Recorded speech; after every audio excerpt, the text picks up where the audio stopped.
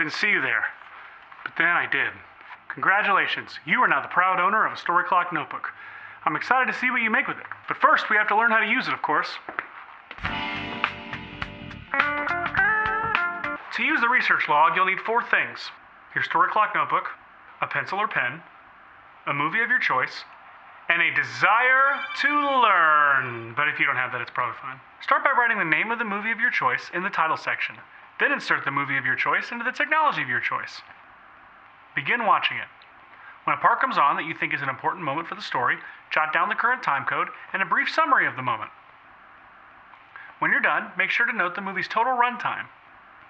Then take all of this data and transfer it over to this blank clock. Sometimes math can be tricky, so there's a handy page time converter in the back of the book for times like these. Once the clock is filled up, now the learning can truly begin. I like to start by figuring out the act breaks. They often fall around here and here, unless the movie is just so good that it transcends rules. Then I locate the midpoint and make sure it's where it's supposed to be. Those rascals can be sneaky these days. Then I try to trace story threads and character arcs, looking for symmetry and interesting patterns, absorbing the writer's choices so I can reference them later. Finally, I log the film on the contact page in the front of the book so I can easily reference it later if I need it. But Seth, when I clock some of my favorite films, it looks like nonsense. Nothing is symmetrical like you say it should be. Your hair looks amazing. And I hear you. But not to worry. Sometimes you won't find a lot of symmetry and order. Every story is different, and a finished film is very different than a screenplay. Also, some movies are just plain garbage. To use the development log, you'll need 4 things. Your Storyclock notebook, a pencil or pen, an idea for a movie, and a passion for storytelling, but it's totally fine if you don't have that. Start by writing the title of the movie you're dreaming up. If you don't have one yet, that's okay. Just write Twister 2. Be sure to record the date so you can remember this historic day. Now, you've probably got a bunch of ideas for characters and scenes and images already brewing in your head. Luckily, we've got this box where you can write down all those crazy ideas without worrying about how they all fit into a quote-unquote story. Use this box to keep a list of all the characters you're thinking of, and use this box for all the big existential questions you want this force of culture to ask.